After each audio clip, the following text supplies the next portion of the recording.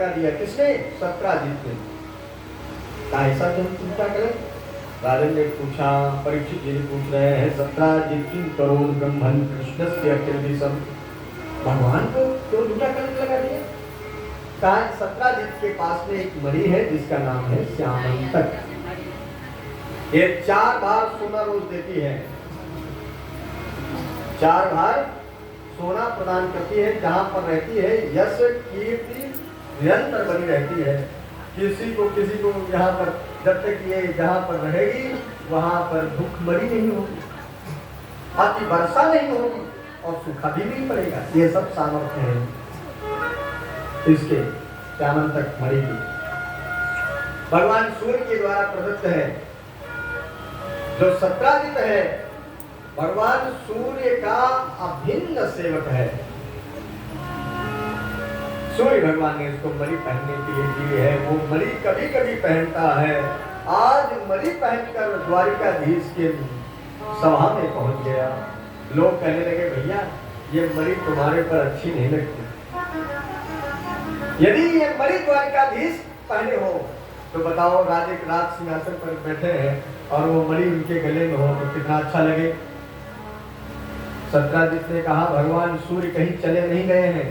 जिसको मणि पहनने का शौक हो वो तपस्या करे और मणि प्राप्त कर ले, खूब पहने, हम अपनी काहे दे दें। सत्राजित ये कहकर घर चला आया। सत्राजित का एक भाई है प्रसेनजित। सवेरे सवेरे वो शिकार खेलने के लिए जा रहा था तो मणि पहनकर शिकार खेलने के लिए चला गया। अब भैया यहाँ किसी को पता ही नहीं, मणि के पहनकर शिकार करने गया सत्राजित का भाई प्रसेनजित। रास्ते में एक सिंह ने उस पर आक्रमण कर दिया। प्रसेनजित का वध हो गया, मर गया। मणि सिंह ने छीन ली। मणि लेकर सिंह जा ही रहा था, रास्ते में उसको रीछराज बानर मिल गए। भयंकर युद्ध हुआ दोनों में। बानर रीछराज ने सिंह को हराकर मारकर मणि छीन ली, अपनी गुफा में चला गया। यहाँ द्वारिकापुरी में भैया प्रसेनजित वापस लौट कर नहीं आया। तब तो भैया सत्राजित ये कहने लगा कि द्वारिकाधीश ने हमसे मणि मांगी थी, मैंने दी नहीं उनको, इसलिए मेरे भाई को मरवाकर मणि छीन ली। ये पता नहीं है उनको, लेकिन वो सबको प्रत्यारोप कर दी। धीरे धीरे पूरे द्वारिकापुरी में खबर हो गई और सेवकों ने जाकर महाराज भगवान श्री कृष्ण को बताया। पूरी द्वारिकापुरी में यह खबर है कि आपने सत्राजित के भाई प्रसेनजित को मारकर मणि चुरा ली। भगवान ने कहा ऐसी बात है। सवेरे ही एक नारायणी सेना की टुकड़ी लेकर भगवान सत्राजित के घर पहुंचे। घर में जाकर उन्होंने बताया, निवेदन किया कि भैया तुम्हारा भाई किधर गया था, बताया शिकार खेलने गया था। अब तो भगवान नारायणी सेना के साथ में पहुंच गए हैं जंगल में। जंगल में जब पहुंचे तो एक जगह देखते क्या है, सत्राजित मरा पड़ा, प्रसेनजित मरा पड़ा हुआ है, लेकिन मणि उसके पास में नहीं है। प्रसेनजित जहां मरा पड़ा है वहां मणि नहीं है। वहीं से सिंह के पैरों के निशान बने हैं। भगवान ने पैरों के निशान देखते जहां सिंह कुछ दूरी पर देखे तो सिंह भी मरा पड़ा है, उसके पास भी मणि नहीं है। तो भगवान उसके आसपास देखते हैं तो वहां से पैर के निशान बनते हैं रीछराज बानर के, जो एक गुफा में लेकर जाते हैं। गुफा में भगवान सीधे पहुंचते हैं। नारायणी सेना को बाहर रोककर गुफा में सीधे प्रवेश करके जाते हैं तो देखते क्या है, मणि के प्रकाश पे एक कन्या जो है खेल रही है। भगवान ने तुरंत ही कहा, कन्या ये मणि मेरी है, ये मणि तो हमारी है, मणि ये वापस कर दो। अब कन्या तो कुछ बोली नहीं, सीधे पिताजी को जगा कर ले आई। पिताजी को ले आई, कोई मणि आया है मांगने। जामुन जी वापस आ गए। रीछराज बानर आए और उन्होंने पूछा, भाई कौन हो तुम और हमारे यहाँ क्या करने आए हो? भगवान ने परिचय दिया, ये मणि हमारी है, हम मणि को लेने आए। ऋष राजमान ने कहा हम मणि देने के लिए इनकार नहीं कर रहे, जैसे मणि मैंने प्राप्त की थी वैसे आप मुझसे प्राप्त कर ले। चैलेंज कि मैंने सिंह को मार के मणि प्राप्त की है, ऐसे तुम भी हमको हरा कर मणि प्राप्त कर सकते हो। फिर क्या था, दोनों में युद्ध होने लगा। द्वंद्व युद्धम सुमुतुल मुभयो विधिसतो आयु साधान कप्यार्थे स्यानयो। भैया युद्ध होने लगा, द्वंद्व युद्ध हुआ उसमें, और एक दो दिन नहीं 28 दिन, एक दो दिन नहीं हुआ। अच्छा महाभारत कितने दिन हुआ? 18 दिन।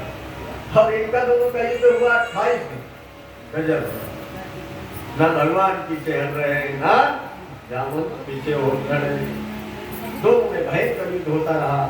और होते होते अब तो लगता है कि भगवान ने कहा बहुत दिन हो गए भैया, अब तो कुछ उपाय करना ही पड़ेगा।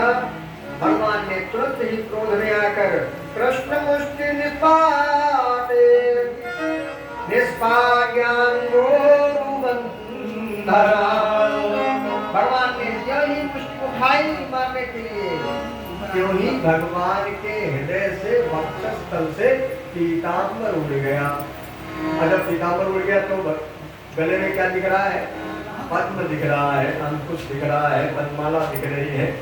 देखिए ही पहचानते हैं, ये तो वनमाला किसी साधारण के गले में नहीं हो सकती, ये तो नारायण है। जाने तुम सर्वभूतानां सहोबलम विष्णु पुराण प्रभवे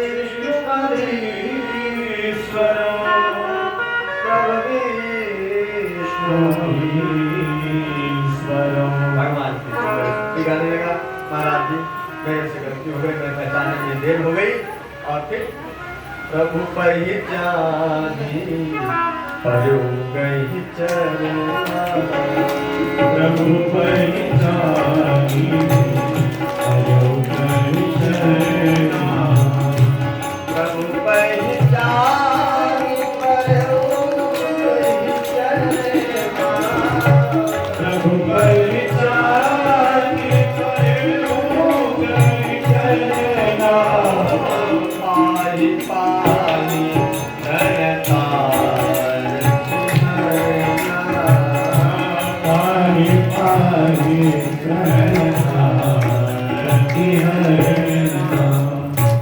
भगवान को पहचानते ही तुरंत चरणों में लेट गया। भगवान मेरे से गलती हो गई, मुझे पहचानने में देरी हो गई, अब मैं आपकी शरण में। भगवान ने कहा ठीक है, लाओ सब मरी लाओ। तब तो मरी जहाँ देने की बात हो गई, भगवान ने एक निवेदन है, क्या है? कहा बड़ी मुश्किल से ऐसा हीरा हमको प्राप्त हुआ था जिससे हम अपनी बेटी का विवाह करना चाहते थे, लेकिन आप पहले ही लिए जा रहे हो, हम बेटी का विवाह कैसे करेंगे? चलो कहा द्वारकापुरी चलो, हम बहुत से विवाह करा देंगे, कोई ना कोई विवाह हो ही जाएगा, तो चिंता न करो, चलो। कहा हमें ले मत जाओ, यही सोच रहे हैं विवाह हो जाए। कहाँ खो जाए, कौन है? कोई लड़का देखा? कहा हम देख रहे हैं, आप नहीं देख रहे। तो उन्होंने कहा क्या करना चाहते हो? कहा हम अपनी बेटी का विवाह आपसे करना चाहते हैं, महाराज हमारा काम भी बन जाएगा, हम भी भगवान का भजन करेंगे। तो भगवान ने कहा चलो ये भी बात ठीक है, एक कम से कम गवाह ले चलो। पता चला यहाँ हम 28 दिन युद्ध करें, वहां पर वो तो फिर बोल देगा कि ये कहीं रखी होगी चुरा के। अब हम लोगों ने हल्ला मचा दिया तो उठा के दे दिया, तो कम से कम एक गवाह तो ले चलो। तो गवाह भगवान ने यहाँ पर पहला विवाह रुक्मिणी जी के साथ, दूसरा विवाह जामवंती जी की बेटी जामवती जी के साथ में किया।